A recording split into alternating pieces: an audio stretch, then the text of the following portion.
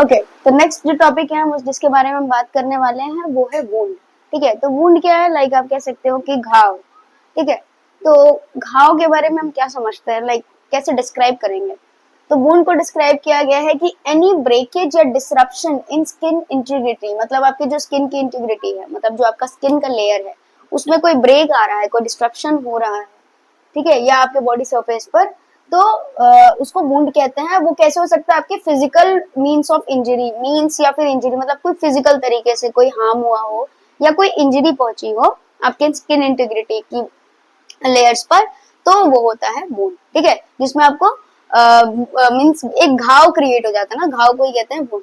ठीक है, तो वो जो क्रिएट होता है ना, जो मीन्स आप कहते हो कि जो घाव आप कहते हो दैट इज वुंड, वो किसी फिजिकल इंजरी या फिजिकल तरीके से, लाइक कह सकते हो कि चोट लग गई या कुछ चुभ गया या कुछ लग गया या कट हो गया, दैट इज वुंड। ठीक है, तो वुंड कई टाइप्स की होती है, जैसे हम बता रहे हैं कुछ चुभ गया, कुछ लग गया, कुछ कट गया, तो वो अलग अलग टाइप का होता है। ठीक है, तो उन टाइप्स के बारे में पढ़ते हैं कि वुंड कितने टाइप्स के होते हैं। तो अब हमारे पास अभी 14 टाइप्स हैं जिसके बारे में डिस्कस करेंगे। तो सबसे पहले हमारे पास पेनिट्रेटिंग वुंड।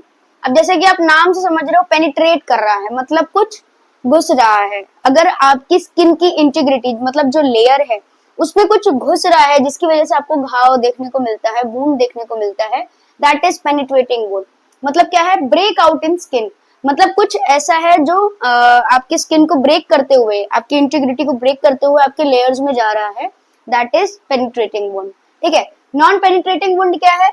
जो आपकी स्किन की लेयर के अंदर है, कुछ ऐसा नहीं है कि कुछ आपकी स्किन इंटीग्रिटी को ब्रेक करके या कुछ मींस आपकी लेयर्स को मींस कह सकते हो ना ब्रेक करके नहीं जा रहा है, वो अंदर ही स्किन के लेयर के अंदर है। ठीक है, जो वुंड क्रिएट हो रहा है। अब वो हो सकता है लाइक कभी कभी खरोचे लग जाती हैं, या कभी कभी आप देखते हो कि इंटरनल क्लॉट हो रखे हैं, दैट इज आपका नॉन पेनिट्रेटिंग वुंड, मतलब कुछ चुभा नहीं है। ठीक है, देन नेक्स्ट है आपका ओपन वुंड। ओपन वुंड मतलब कुछ किसी भी काइंड ऑफ जो भी आपका लाइक इंजरी हो रहा है, तो उसकी वजह से जो ब्रेक आ रहे हैं, जो वुंड क्रिएट हो रहा है वो ओपन है, मींस आपकी स्किन की इंटीग्रिटी को ओपन कर दे रहा है, मतलब आपको अंदर के लेयर्स दिख रहे हैं, that is open wound. Open wound में क्या होता है कि जो लाइक कोई कट लग गया तो आप अंदर की लेयर्स को देख सकते हो ऑफ कोर्स। ठीक है, ब्लीडिंग स्टार्ट हो जाती है तुरंत, एक्सटर्नल ब्लीडिंग, तो वो होता है ओपन वुंड। ओपन वुंड क्या है कि कोई ओपन कट या इंजरी हुई हो स्किन इंटीग्रिटी पर।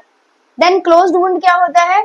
जहां आपके स्किन के लेयर के अंदर होता है, जैसे हमने नॉन पेनिट्रेटिंग बात करी, सेम ही है, जिसमें क्या होता है कि आपकी जो स्किन है, जो लेयर है उसके अंदर है, मतलब स्किन आपकी नहीं है, मींस उसमें कोई कट नहीं है, वो अंदर आपको दिख रहा है कि हाँ अंदर चोट लगी, जैसे हमने बोला ना ब्लड क्लॉट्स आपको दिखते हैं कभी लाइक बच्चे जैसे नॉर्मली क्लास में अपने या फिर अपने दोस्तों के साथ रेड हैंड खेलते हैं मेजरली, तो रेड हैंड में आप देखते हो ना कि रेड रेड सा एक क्लॉट सा फॉर्म हो जाता है, कभी चोट लग गई और फिर वहां पे ब्लैक ब्लैक ग्रीन ग्रीन, कभी मम्मी ने मारा हो उसके बाद जो कलर आता है तो दैट इज आपका क्लोज वुंड, मतलब कुछ आपकी स्किन इंटीग्रिटी में ओपन नहीं हुआ है लेकिन वहां चोट लगी है, तो दैट जो वुंड जो घाव बन रहा है वो इंटरनली आपके स्किन के लेयर के अंदर, that is close wound. Okay, then miscellaneous में क्या है आपका? मिसलेनियस में आपका थर्मल है, केमिकल एंड इलेक्ट्रिकल है, जो आप कॉमनली जानते हो। थर्मल मीन्स जब आपका किसी भी आपकी स्किन इंटीग्रिटी का कांटेक्ट किसी हीट के उससे जाता है, सोर्स से जाता है, लाइक आपका स्टीम हो सकता है, आपका फायर हो सकता है, ठीक है, आपके अदर जो हॉट लाइक जो आर्टिकल्स होते हैं, लाइक कोई मटेरियल हो गया जिसमें आप टच हो गए, बर्न जिससे क्रिएट हो रहा है, तो जो बर्न वुंड होता है वो आपका होता है थर्मल वुंड, जिसमें एक्सट्रीम हीट की कांटेक्ट में आने की वजह से स्किन इंटीग्रिटी पर वुंड क्रिएट होता है। Then next is chemical wound. Chemical अगर किसी स्ट्रॉन्ग अल्कलीन या स्ट्रॉन्ग एसिडिक कोई ऐसा केमिकल है जो जिसके कांटेक्ट में आप आ गए और आपको एक वुंड देखने को मिल रहा है, that is chemical wound. And same as electrical wound, कभी like high voltage electric current के थ्रू आपकी स्किन इंटीग्रिटी ऐसा कुछ हो रहा है, कट्स हो जाते हैं इलेक्ट्रिक करंट्स के थ्रू, आप देखते हो वुंड क्रिएट होता है प्रॉपरली, तो वो जो वुंड आप देखते हो वो होता है इलेक्ट्रिक वुंड। ठीक है, देन हम बात करते हैं नेक्स्ट आपका क्लीन वुंड। क्लीन वुंड क्या है? न्यू इंजरी, मतलब जैसे आपको अभी अभी तुरंत चोट लग गई और वो एकदम क्लीन है, तुरंत लगा तो फिर आपने ड्रेसिंग की, वो होता है आपका क्लीन वुंड, मतलब उसमें कोई कंटेमिनेशन प्रेजेंट नहीं है, अभी उसमें बॉडी का रिएक्शन नहीं आया है, उसमें सिर्फ अभी क्लॉटिंग मैकेनिज्म ही आएगा, दैट इज क्लीन वुंड। ठीक है, कंटैमिनेटेड वुंड क्या होता है कि लाइक सेकेंडरी वुंड होता है, मतलब चोट लग गई बहुत दिन, 2-3 दिन पहले लगी थी, ठीक है, आपने उसका केयर अच्छे से नहीं किया, उसमें कंटैमिनेशन क्रिएट हो गया, हो सकता है उसमें कोई इन्फेक्शन हो गया हो, पस फिल हो गया हो उस वुंड पर, या आप कह सकते हो कुछ आपको देखने को मिल रहा हो कि हाँ डिस्कलरेशन हो रहा है, इन्फ्लेमेशन हो रहा है, स्वेलिंग हो रही है, दैट इज कंटैमिनेटेड वुंड। मतलब आपने केयर नहीं करी, जो आपका क्लीन वुंड था उसकी केयर नहीं करी, अब वो कंटैमिनेटेड वुंड में कन्वर्ट हो गया है, ठीक है, दैट इज कंटैमिनेटेड वुंड, मतलब सेकेंडरी वुंड। ये आप मेजरली किसी सर्जरीज में देखो कि हाँ सर्जरी हुई है, फिर वो एरिया जो भी है उसमें कुछ इन्फेक्शन हो गया है, जैसे आपका सर्जिकल साइड इन्फेक्शन, ठीक है, तो वहाँ पे हुआ है, ठीक है, आपको कोई चोट लगी थी, या फिर आपको कुछ मान लीजिए आपको कोई पिंपल हुआ था, ठीक है, और आपने उसकी केयर नहीं की, वो वुंड बना, फिर वुंड से वो कंटैमिनेटेड वुंड में शिफ्ट हो गया, मतलब उसमें इन्फेक्शन हो गया, उसमें इन्फ्लेमेशन हो गया, पस फिल हो गया, that is contaminated wound. Then next is abrasion. Abrasion क्या है कि स्क्रैपिंग फोर्स से वुंड क्रिएट होता है। स्क्रैपिंग फोर्स से वुंड क्रिएट होने का मतलब है छिल जाना। एब्रेशन मीन्स छिल जाना। जैसे आप कभी कभी खेल रहे हो, गिर गए और वो खरोच आ जाती है आपके एल्बो पर, आपके नीज पर, बच्चों में ज्यादातर होता है एब्रेशन, दैट इज वो जो वुंड क्रिएट हो that is abrasion. Incision wound क्या है? इंसिशन मीन्स कट, जैसे नाइफ कट, आप कभी किचन में गए हो और चक्कू लग गई हो, कोई शार्प ऑब्जेक्ट आप काम कर रहे हो और वो लग गया हो, एक बढ़िया सा कट लग जाता है ना, एकदम clean cut, that is incision wound, ठीक है, शार्प कट होता है वो। लेसरेशन वुंड क्या होता है? लेसरेशन वुंड होता है जैसे आपका कभी दबाव से चोट लग गई हो, लाइक कभी कभी कि उंगली आपके दरवाजे में आ गई, तो प्रॉपरली दब के चिपट के, आपने ऐसा कोई अगर देखा हो कंडीशन किसी इंसान में कि हाँ प्रॉपरली दब गई है, क्रश हो गई है, दैट जो वुंड क्रिएट हो रहा है वो होता है आपका लेसरेशन वुंड, ठीक है। Then next is bruises wound. Bruises wound क्या है? ब्रूशेस में आपकी जो स्किन का जो कलर है वो चेंज हो जाता है, लाइक जैसे हमने बात करी मम्मी की मार, तो सेम है ना, पहले वो लाल, फिर नीला, फिर कुछ दिन बाद एकदम हरा पीला बढ़िया सा कलर, एक ब्लैक सा आ जाता है ना, दैट इज आपका ब्रूशेस। ब्रूशेस मतलब क्या है कि स्किन इंटीग्रिटी के अंदर है, कोई ब्लीडिंग आपको देखने को नहीं मिलेगी, लेकिन आपको स्किन के लेयर पर एक डिस्कलरेशन देखने को मिलेगा, ठीक है, आपके स्किन लेयर के जस्ट नीचे आपको देखने को मिलता है, वो पहले रेडिश देन ब्लूइश ग्रीनिश ऐसा आपको देखने को मिलता है, दैट इज ब्रूशेस। मतलब क्या है कि स्किन डिस्कलरेशन हो जाता है और ब्लंट फोर्स से होता है। ब्लंट मतलब अचानक से कुछ लगा है और उसमें ब्लीडिंग नहीं हुई है, ठीक है, कुछ हार्ड सा लगा है, ब्लंट एकदम कटिंग, मतलब शार्प होता तो कट होता है, लेकिन वो ब्लंट है, ठीक है, कोई हैवी आर्टिकल से लग गया हो, ऑब्जेक्ट से लग गया हो, ठीक है, तो उसमें लग गया है और वो फिर प्रॉपरली वो red and bluish colour discoloration आपको देखने को मिलता है, that is ब्रूशेस।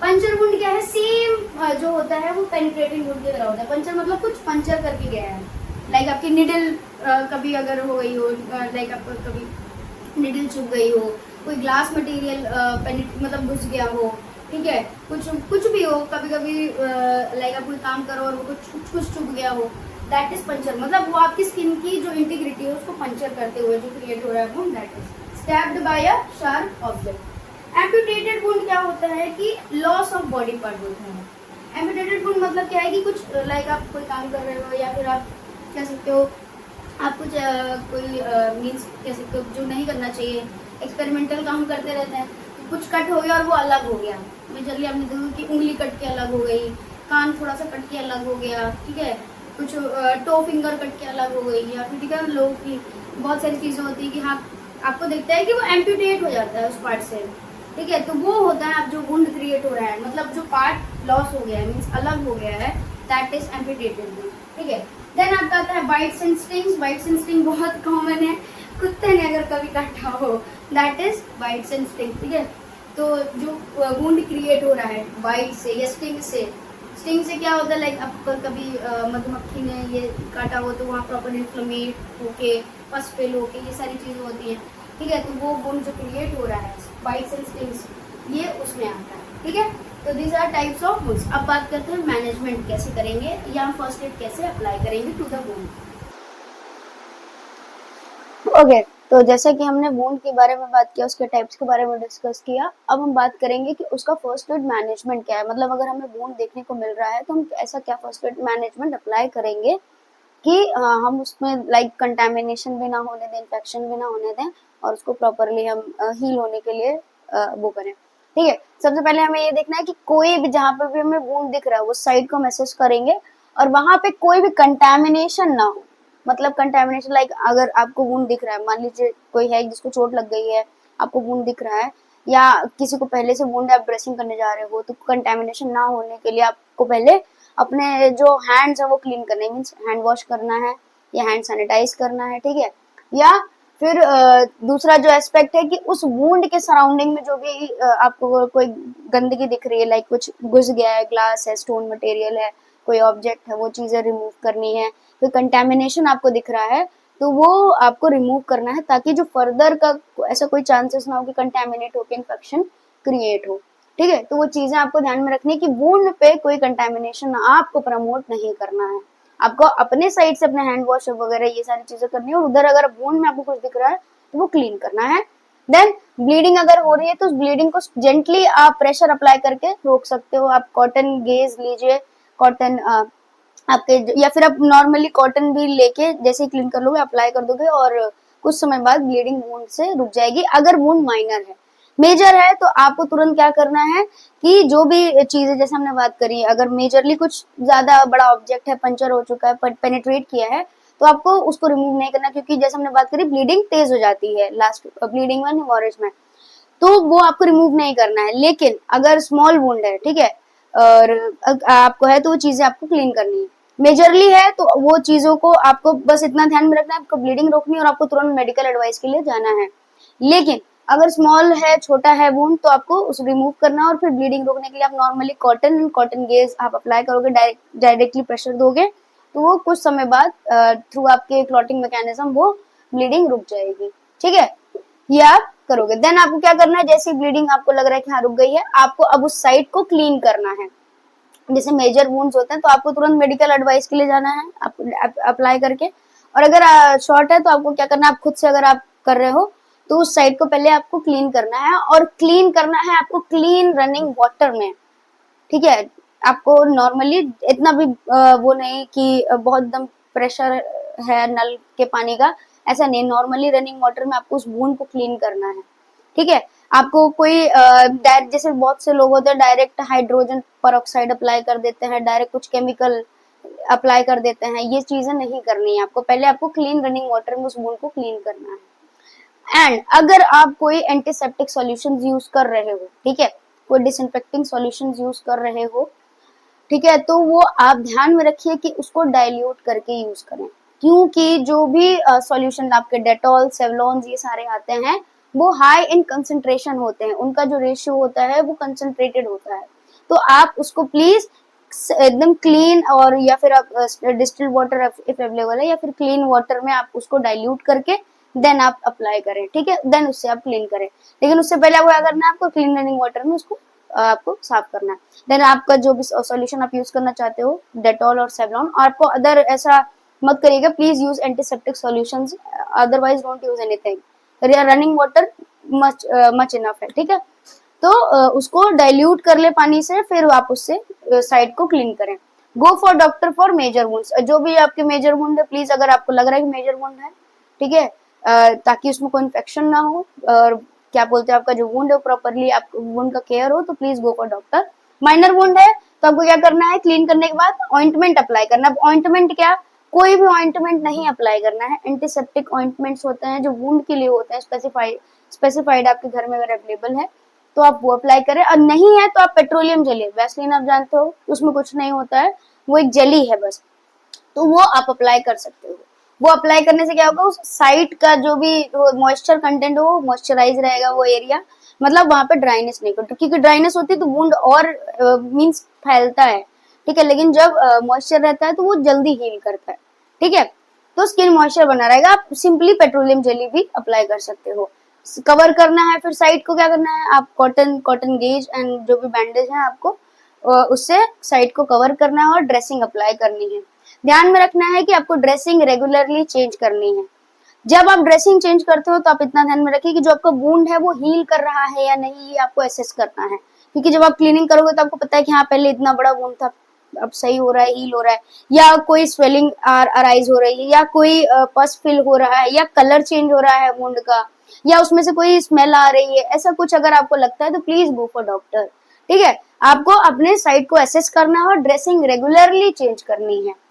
Gate tetanus shot, हाँ विद इन 24, अगर जो आपका वुंड है वो आपका डायरेक्टली फॉरेन पार्टिकल्स अगर होता है, लाइक आर्टिकल है आपका गिर गए थे या कुछ किसी उससे ऑब्जेक्ट्स हुआ है, प्लीज गेट टिटनेस शॉट। ठीक है, अगर आपका बाइट्स है, अगर ठीक है आपका डॉग बाइट्स है, ये सारी चीजें तो आपके एंटी रेबीज चलती हैं, उन इन सारी चीजों के शॉट विद इन 24 आवर्स आप प्लीज लगवा लें। ठीक है, तो इसका ध्यान में रखना है कि आप वैक्सीनेशन करा लें, इम्यूनाइज हैं। ठीक है, ड्रेसिंग आपको रेगुलरली चेंज करते रहना है। एंड फिर वही जैसे हमने बात करी कि आपको कोई भी इन्फेक्शन का साइन नजर आ रहा है, जैसे कोई पस है, कोई डिस्कलरेशन है, कोई स्मेल है, ठीक है, कोई स्वेलिंग एरिया आपको लग रहा है, तो प्लीज उस चीज को देखें और गो फॉर डॉक्टर। ठीक है, this is the management for wound. Next जो हमारा टॉपिक है इस वीडियो का वो है आपका शॉक। अब शॉक क्या है?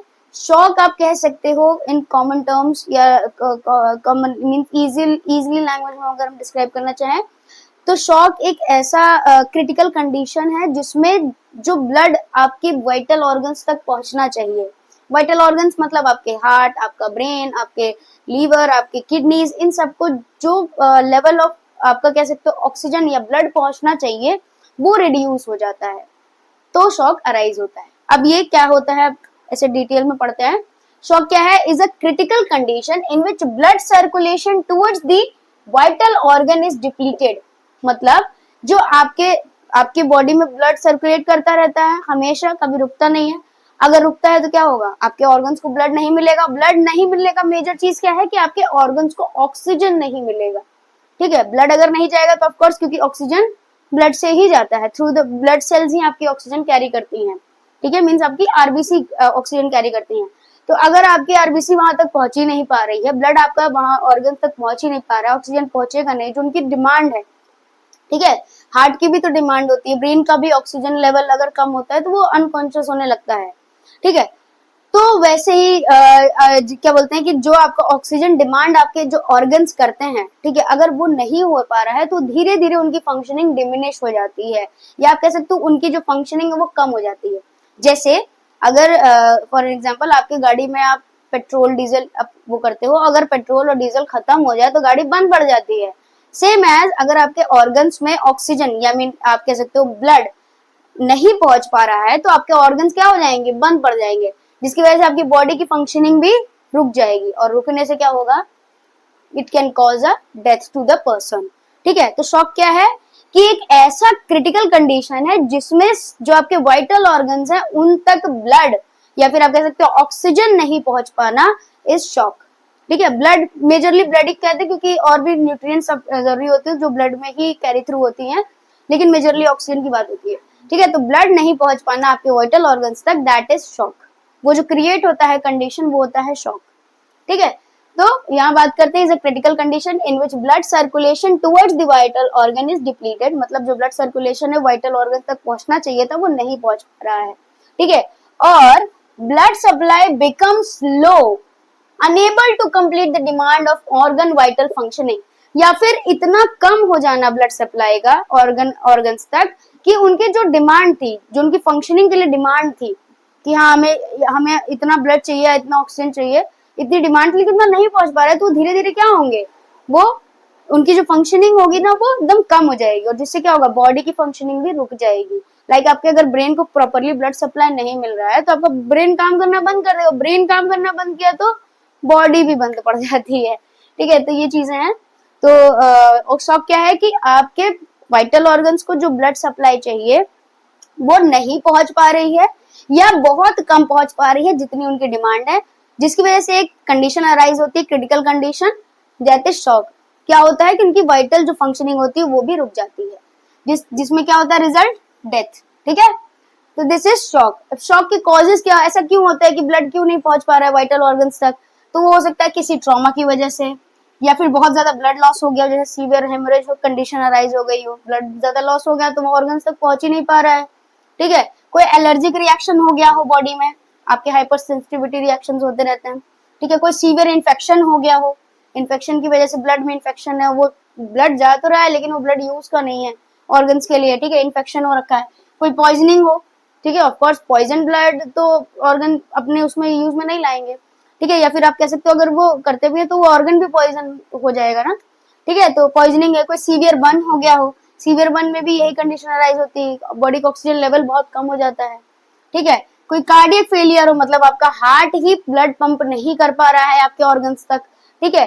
या फिर loss of fluid, loss of fluid जैसे आपके जो भी क्या बोलते हैं, आपके जो भी वो होते हैं एलिमेंट्स होते हैं लाइक सोडियम पोटेशियम, ये सारी चीजें, इनका कंसंट्रेशन लो हो गया बॉडी में से वाटर का लॉस बहुत ज्यादा हो गया आपके वॉमिटिंग से, आपके डायरिया से, ठीक है। इन सारी चीजों से जो बॉडी का फ्लूइड था वो बहुत कम हो गया है, उसकी वजह से क्या होगा, ब्लड में क्या मेजरली आपका होता है फ्लूइड, और वही नहीं है, प्लाज्मा ही है, प्लाज्मा फ्लूइड आपका वही नहीं है, तो ब्लड फिर ट्रांसपोर्ट ही नहीं करेगा, तो उसकी वजह से भी क्या होगा, ऑर्गन्स तक ब्लड नहीं पहुंचेगा और ऑर्गन्स की जो वाइटल फंक्शनिंग है वो भी या तो डिप्लीट हो जाएगी, मींस कम हो जाएगी, या फिर बंद हो जाएगा, ठीक है। साइन एंड सिम्टम्स हमें क्या देखने को मिलता है जब शॉक की कंडीशन अराइज होती है, हमें सबसे पहले जो हमें देखने को मिलेगा कि हाँ पर्सन को शॉक आ रहा है, ठीक है, वो होता है cloned and clammy skin, cold and clammy, like blood नहीं पहुंच रहा है तो ऑफकोर्स जो स्किन होगी वो ठंडी पड़ जाएगी, ठीक है। इंक्रीज इन ब्रेथ, मतलब इंसान तेजी मींस क्या कह सकते हो, जो सांस लेने का जो भी है कि हाँ नॉर्मल अगर इंसान 16 to 18, 12 to 18 आपका जो नॉर्मल ब्रेथ पैटर्न है वो है, लेकिन वो क्या हो जाएगा, वो इंक्रीज हो जाएगा। क्यों इंक्रीज होगा, क्योंकि बॉडी क्या करेगी, ब्रीदिंग पैटर्न लाइक हो सकता है ऑक्सीजन की कमी से, क्योंकि ब्लड नहीं पहुंच पा रहा, ऑक्सीजन नहीं पहुंच रहा, तो ब्रेन शायद सिग्नल करता है, ब्रेन सिग्नल करता है बॉडी के रेस्पिरेटरी ऑर्गन्स को कि वो ब्रीद अपनी तेज करे ताकि ऑक्सीजन डिमांड बॉडी की कंप्लीट हो सके, इस वजह से आपकी ब्रीदिंग तेज हो जाती है, ठीक है। तो आपकी दूसरी जो चीजें हमें देखने को, ब्रीदिंग बहुत तेज हो जाएगी। देन आपके डायलेटेड प्यूपिल्स होंगे, आपको जो प्यूपिल्स होंगे वो डायलेटेड देखने को मिलेंगे। पेलनेस हो जाएगी, क्यों, ब्लड नहीं पहुंच रहा है, तो येलोइश आपको देखने को, एंड साइनोसिस, आपके डिस्टल एरिया में जो आपके है वहां पे आपको ब्लूइश डिस्कलरेशन, क्योंकि ब्लड नहीं पहुंच रहा है, ठीक है। ये सारी चीजें, आपके जो पल्स हैं वो बहुत वीक हो जाएंगे क्योंकि ब्लड का फ्लो नहीं है, तो पल्स भी वीक हो जाएंगे, मीन्स आपके जो आर्टरीज में प्रेशर बन रहा था वो भी नहीं क्रिएट होगा, ठीक है। आपका कॉन्शियसनेस कम होने लगेगा, ऑफ कोर्स आपके सप्लाई नहीं पहुंच रहा ब्रेन तक, वाइटल ऑर्गन, ठीक है, तो उसका भी, तो उसकी फंक्शनिंग भी रिड्यूस होगी, तो उसकी वजह से क्या होगा, आपका कॉन्शियसनेस भी कम होने लगेगा, हो सकता है आपको चक्कर आने लगे, डिजीनेस हो, ये सारी चीजें हैं। आपकी बीपी भी फॉल होगी, आपकी बीपी लो होती जाएगी, क्यों, क्योंकि आपका ब्लड सप्लाई नहीं हो पा रहा है। देन आपका डिमिनिश्ड विजन, आपका विजन भी धीरे धीरे कम होगा, कॉन्शियसनेस लो हो रहा है, आपका विजन भी कम होता जाएगा। And then nausea and vomiting हमें देखने को मिलेगा। ये आपके साइंस एंड सिम्टम्स है शॉक के, ठीक है। तो शॉक में क्या है कि जब भी लाइक होता है कि ऐसी कंडीशन होती है ब्लड सप्लाई नहीं पहुंच रहा ऑर्गन्स तक, उसकी वजह से क्या होता है, आपके ऑर्गन काम करना बंद कर देते हैं, या फिर आप कह सकते हो उनका जो फंक्शनिंग है वो बहुत रिड्यूस हो जाता है, जिसकी वजह से बॉडी का जो फंक्शनिंग है ऑल ओवर बॉडी का वो भी रिड्यूस हो जाता है। पर्सन क्या बोलते हैं, अगर ज्यादा लॉन्ग टाइम इस कंडीशन में रहता है तो वो डेथ की तरफ प्रोसीड करता है, ठीक है। तो जैसे हमने बात करी शॉक के बारे में, तो शॉक के टाइप्स अब हम देखते हैं कि कैसे कितने टाइप्स के शॉक होते हैं। जैसे हमने बात करी कि ब्लड सप्लाई नहीं पहुंचता वाइटल ऑर्गन्स तक, तो वो अलग अलग टाइप्स के थ्रू होता है, जैसे आपका ट्रॉमा हो गया, आपकी ब्लीडिंग हो गई, डिहाइड्रेशन हो गया, या पॉइजनिंग हो गई, कोई एलर्जिक रिएक्शन हो गया, तो उन टाइप, वो तो कॉजेज थे, लेकिन उन कॉजेज को या उन टाइप्स को क्या कहते हैं उसके बारे में हम डिस्कस करेंगे, ठीक है। तो सबसे पहले है हमारे पास हेमोरैजिक शॉक। जो हेमोरैजिक शॉक होता है उसमें क्या होता है कि आपकी ब्लीडिंग की वजह से आपका ब्लड सप्लाई नहीं पहुंच पा रहा है, उसकी कंडीशन की वजह से आपको शॉक कंडीशन देखने को मिल रहा है। तो हेमोरैजिक में क्या होता है, ब्लड लॉस हो रहा है आपका, कोई इंटरनल ब्लीडिंग हो रखी हो या कोई एक्सटर्नल ब्लीडिंग की वजह से, जो सीवियर ब्लीडिंग हो रही है उसकी वजह से ब्लड सप्लाई में इनएडिक्वेसी आ रही है आपके वाइटल ऑर्गन्स तक, जिसकी वजह से शॉक अराइज हो रहा है। नेक्स्ट है आपका न्यूरोजेनिक। न्यूरोजेनिक में क्या होता है कि जब आपका स्पाइनल या फिर हेड इंजरी क्रिएट होता है तो उसकी वजह से जो नर्व लॉस होता है, लाइक नर्व्स कंट्रोल करती हैं हर मूवमेंट को, ठीक है, आपके रिफ्लेक्सेस कंट्रोल करते हैं। अगर हेड इंजरी या स्पाइनल इंजरी होती है तो वो रिफ्लेक्सेस काम करना बंद कर देते हैं, इसकी वजह से ब्लड सप्लाई भी उधर जो मूवमेंट होता है, ब्लड सर्कुलेशन होता है, वो भी रिड्यूस हो जाता है ब्रेन को या फिर आपके जो भी अफेक्टेड एरिया है, तो उससे क्या होगा, वहां के जो ऑर्गन्स होंगे वो अफेक्ट होंगे, ठीक है, उनकी फंक्शनिंग लो होगी और पर्सन शॉक में चला जाएगा, that is neurogenic shock. Then respiratory shock क्या होता है, आपके एयरवे में कोई ऑब्स्ट्रक्शन आ गया है, जैसे हमने बात करी कि ब्लड सप्लाई ही मेजरली इसलिए क्यों कहा जाता है क्योंकि ऑक्सीजन का जो सप्लाई है, ये जो डिमांड है वो ऑर्गन तक पहुंचना चाहिए। रेस्पिरेटरी में अगर कोई प्रॉब्लम आ रही, एयरवे ऑब्स्ट्रक्शन आ रहा है, या फिर पर्सन जो भी रेस्पिरेशन चल रही थी उसमें ऑब्स्ट्रक्शन आ गया, या कोई ऐसी प्रॉब्लम कंडीशन अराइज हो गई हो जिसकी वजह से जो ऑक्सीजन का जो इनटेक था वो कम हो गया है, ठीक है, जो ऑक्सीजन का लेवल था वो कम हो गया, ठीक है, प्रॉपरली वो ब्रीदिंग नहीं कर पा रहा है, ठीक है, कोई ऑब्स्ट्रक्शन है, तो उससे क्या होगा, ब्लड में भी ऑक्सीजन लेवल कम हो जाएगा। ब्लड में जैसे ऑक्सीजन लेवल कम होगा, क्या होगा कि ब्लड तो जा रहा है ऑर्गन तक लेकिन ऑक्सीजन नहीं पहुंच पा रहा, और मेजरली ऑर्गन्स को क्या चाहिए ब्लड के थ्रू, ऑक्सीजन, ठीक है, फंक्शनिंग के लिए। तो जब वही नहीं पहुंच पा रहा है तो क्या होगा, ऑर्गन्स में शॉक की जो भी कंडीशन है वो अराइज होगी, वो क्योंकि उनकी फंक्शनिंग एकदम लो जाएगी। That is respiratory shock. Respiratory shock मतलब एयरवे में कोई ऑब्स्ट्रक्शन आ रहा है, ब्रीदिंग में कोई प्रॉब्लम हो रही है, इस वजह से ऑक्सीजन का जो सप्लाई था, जो भी इनटेक था वो कम हो गया, तो ब्लड में ऑक्सीजन कम हो गया, ऑर्गन तक ब्लड जा तो रहा है लेकिन ऑक्सीजन नहीं है, ऑर्गन्स को ऑक्सीजन ही चाहिए, जिसकी वजह से जब ऑक्सीजन नहीं मिलेगा डिमांड पूरी नहीं होगी, उनमें जो उनकी फंक्शनिंग थी, वाइटल फंक्शनिंग थी, वो धीरे धीरे कम हो जाएगी, और जो बॉडी की फंक्शनिंग है वो शॉक कंडीशन में कन्वर्ट हो जाएगी, ठीक है। देन नेक्स्ट है आपका कार्डियक शॉक। कार्डियक शॉक क्या होता है कि आपके कार्डियक आउटपुट जो था उसमें डिक्रीज हो जाता है। लाइक जैसे आपका हार्ट है, आपका हार्ट का कर रहा है, पंप कर रहा है पूरी बॉडी को ब्लड, तो अगर वो हार्ट पंप करना कम कर देगा या बंद कर देगा तो क्या होगा, ब्लड सप्लाई पहुंचेगी नहीं ऑर्गन्स तक, ठीक है, तो उससे क्या होगा, आपका शॉक का कंडीशन अराइज होगा, दैट इज कार्डियक शॉक, ठीक है। जैसे आपका एग्जांपल हार्ट अटैक होता है, आपका मायोकार्डियल इन्फेक्शन हो रहा है, ये सारी चीज हो रही है, तो क्या हो रहा है, सप्लाई नहीं पहुंच पा रही है आपके ऑर्गन तक, तो उससे क्या होगा, कंडीशन कौन सी अराइज होगी, शॉक की। देन नेक्स्ट है आपका सर्कुलेटरी शॉक। सर्कुलेटरी शॉक क्या होता है, इसमें मेजरली जो फंक्शनिंग या फिर कह सकते हैं जो काम करता है प्रिंसिपल, वो होता है टिश्यू परफ्यूजन का। टिश्यू परफ्यूजन मतलब क्या होता है, एक्सचेंज ऑफ गैसेस। तो जैसे आपका सर्कुलेशन में चल रहा है, आपका आर्टरीज, आपके वेन्स में सर्कुलेशन हो रहा है ब्लड का, प्रॉपरली ऑक्सीजन सप्लाई हो रहा है, लेकिन टिश्यू में परफ्यूज नहीं हो पा रहा है, आपके जो ऑर्गन्स के टिश्यू है उसमें ऑक्सीजन या फिर आपके जो आपके गैसेस हैं उनका परफ्यूजन नहीं हो पा रहा है, डिक्रीज हो चुका है, तो ऑक्सीजन ब्लड तो जा रहा है लेकिन ऑर्गन क्या है, ऑक्सीजन एक्सेप्ट नहीं कर पा रहा है, तो उसकी वजह से क्या हो रहा है, सर्कुलेटरी शॉक की कंडीशन अराइज होती है। या फिर आप कह सकते हो लो सर्कुलेशन की वजह से, जैसे ब्लड तो जा रहा है लेकिन इनफ सर्कुलेशन नहीं है, परफ्यूजन हो तो रहा है लेकिन इतना इनफ नहीं कि जो डिमांड है ऑर्गन की वो पूरी नहीं हो पा रही है, तो उससे क्या होगा, सर्कुलेटरी शॉक अराइज होगा। Then next is hypovolaemic shock. Hypovolaemic जैसे आपने टर्म से देख सकते हैं कि वॉल्यूम कम हो जाता है, आपके ब्लड वॉल्यूम, आपके बॉडी फ्लूइड जो आपका प्लाज्मा है, इन सारे चीजों का जो वॉल्यूम है वो कम हो जाता है, ठीक है, तो वॉल्यूम कम है तो जो भी सप्लाई थी वो भी कम होगी, सप्लाई कम होगी तो ऑक्सीजन कम मिलेगा ऑर्गन्स को, और ऑर्गन को फिर जो भी फंक्शनिंग थी वो भी धीरे धीरे डिमिनिश हो जाएगी, और फिर क्या होगा, वहां पे शॉक की कंडीशन अराइज होगी।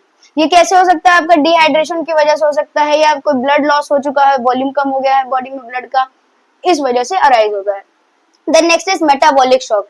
मेटाबॉलिक शॉक क्या होता है, आपके मेटाबॉलिज्म, जैसे हमने बात करी डायरिया हो गया, आपका डिहाइड्रेशन हो गया, वॉमिटिंग हो गया, इसमें क्या होता है, आपका फ्लूइड तो बाहर जा ही रहा है प्लस न्यूट्रिएंट्स भी बाहर जा रहे हैं, तो आपके मेटाबॉलिक जो भी आपके जितने भी ऑर्गन्स इन्वॉल्व थे उनमें कहीं ना कहीं इक्विलिब्रियम बना रहता है ना, कि हाँ इतने न्यूट्रिएंट इधर है, इतने ये चीजें हैं, इतने एलिमेंट, लेकिन वो क्या हो रहा है, वॉमिटिंग, डायरिया, डिहाइड्रेशन, इन सारी चीजों में फ्लूइड के साथ वो भी आपका बाहर जा रहा है, तो उसकी वजह से क्या होगा, जो इक्विलिब्रियम था आपके मेटाबॉलिज्म का पूरा सिस्टम का, ठीक है, वो डिसइक्विलिब्रियम में कन्वर्ट हो जाएगा, मतलब वो बैलेंस जो फॉर्म था वो बैलेंस नहीं है अब, जिसकी वजह से ऑर्गन्स क्या होंगे, कहीं ना कहीं थोड़ी सी उनकी फंक्शनिंग में आपका कह सकते हो डिमिनिशिंग हमें देखने को मिलेगा, या कहीं ना कहीं उनकी फंक्शनिंग में प्रॉब्लम क्रिएट होगा, जिसकी वजह से मेटाबॉलिक शॉक अराइज होता है।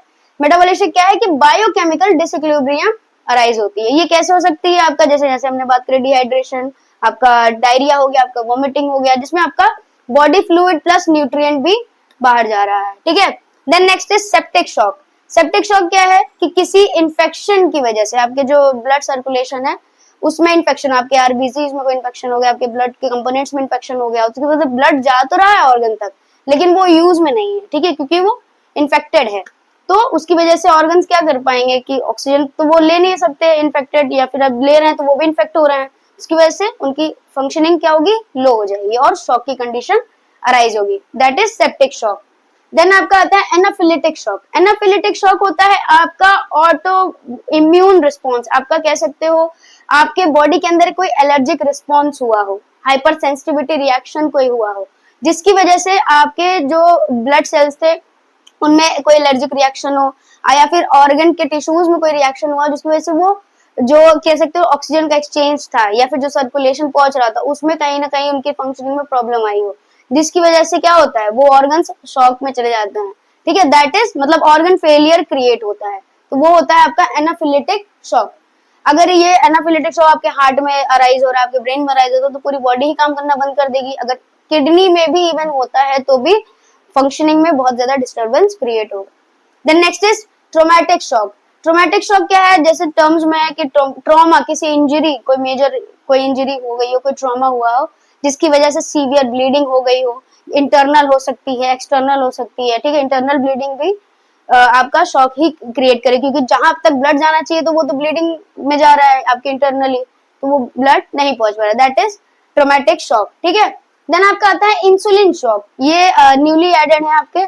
इंसुलिन शॉक हमें तब देखने को मिलता है लाइक जो पर्सन इंसुलिन पर हैं या जो इंसुलिन थेरेपी वाले पर्सन होते हैं उनमें क्या होता है, कभी कभी इंसुलिन ओवरडोज हो जाता है या कभी कभी वो हाइपोग्लाइसेमिक कंडीशन में चले जाते हैं।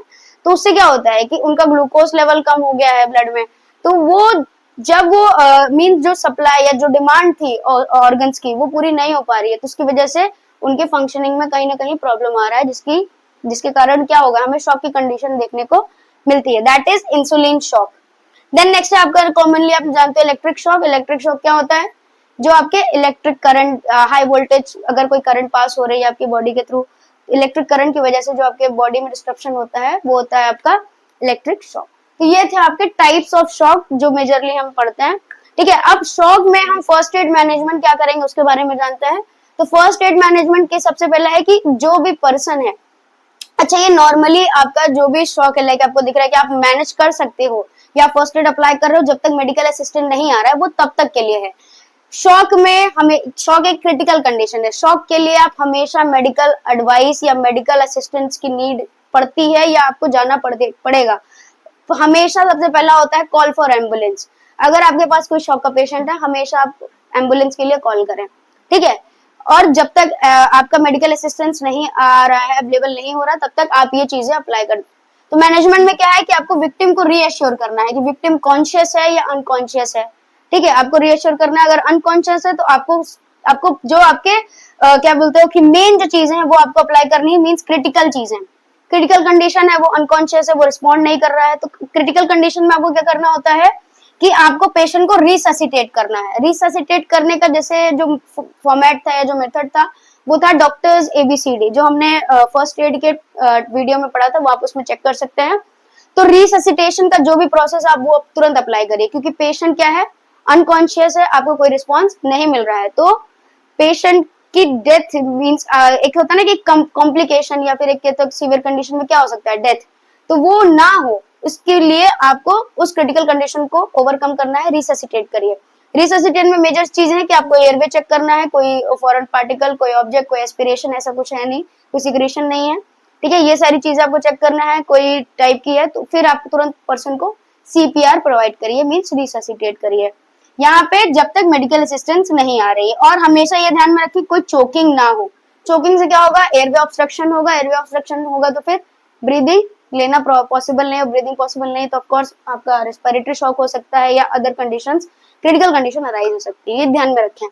अब नॉर्मली हम शॉक में क्या कर सकते हैं वो हम पढ़ते हैं। तो रीअश्योर करना है विक्टिम में, अगर विक्टिम आपको लग रहा है कि हाँ कॉन्शियस है, रिस्पॉन्ड कर पा रहा है, या आपको लग रहा है कि वो कॉन्शियस है, सेमी कॉन्शियस कंडीशन में है, तो आपको उसको कंफर्टेबल पोजीशन प्रोवाइड करना है, प्रॉपरली उसको एक फ्लैट सरफेस पे आप लेटा दीजिए। देन उसके फुट एंड को, मतलब उसके पैरों को आप एलिवेट करिए, मींस आप उसके पैरों को आप एलिवेट कर सकते हैं, किसी हेल्प के थ्रू कर लीजिए या अगर कोई स्ट्रक्चर अवेलेबल है उससे कर लीजिए। उससे क्या होगा कि ब्लड का जो भी सप्लाई होगा वो इंप्रूव होगा आपके ब्रेन एंड हार्ट तक, मतलब जो ब्लड सप्लाई होगा वो आपके डिस्टल एरिया में जाने, मतलब आपके एक्सट्रीमिटीज में जाने से पहले आपके हार्ट और ब्रेन तक पहुंचेगा, तब बॉडी वापस से रीगेन कर पाएगी।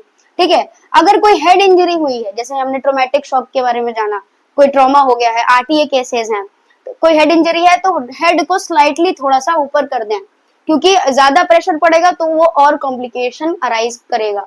ठीक है, कोई ब्रीदिंग प्रॉब्लम है तो वहां पे भी आपको हेड एंड शोल्डर दोनों रेस करने हैं, वो इसलिए क्योंकि जब आपका पोजीशन आपका फाउलर्स में होता है तो ब्रीदिंग अच्छे से इजिली आपका पेशेंट के अंदर हमें देखने को मिलता है कि जो पेटेंसी होती है वो क्लियरेंस हो जाती है, ठीक है, क्लियरेंस हमें देखने को मिलती है, पेटेंसी देखने को मिलती है एयरवे में, ठीक है। इसलिए ब्रीदिंग में क्या करना है, हेड एंड शोल्डर को भी हमें आपका एलिवेट करना है, देन जो भी टाइट क्लोथिंग है उसको लूज करना है ताकि पेशेंट आराम से ब्रीथ कर पाए, ठीक है। ब्रीदिंग अच्छी होगी, ऑक्सीजन सही होगा, सर्कुलेशन सही होगा, तो फिर शॉक की जो कंडीशन है वो इम्प्रूव होगी, ठीक है। कोई अगर ब्लीडिंग आपको देखने को मिल रही है या फिर कोई फ्रैक्चर देखने को मिल रहा है तो फ्रैक्चर साइट को आपको इमोबिलाइज करना है।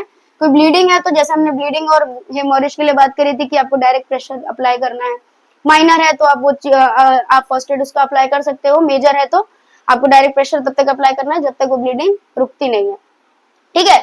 आपको समय समय पर पल्स और रेस्पिरेशन पर्सन का चेक करते रहना है, वो इसलिए क्योंकि शॉक है, ऑफ कोर्स शॉक कंडीशन में क्या होता है, आपकी ब्लीडिंग आपका जो ब्लड सर्कुलेशन है वही नहीं पहुंच पा रहा था, तो उससे क्या होगा, आपके जैसे हमने साइन एंड सिम्पटम्स पढ़ा तो वीक एंड रैपिड पल्स हमें देखने को मिलता है।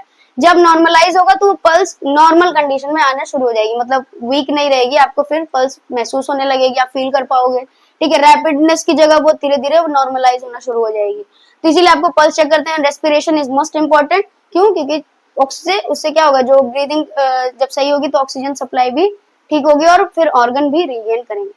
So this is all about shock.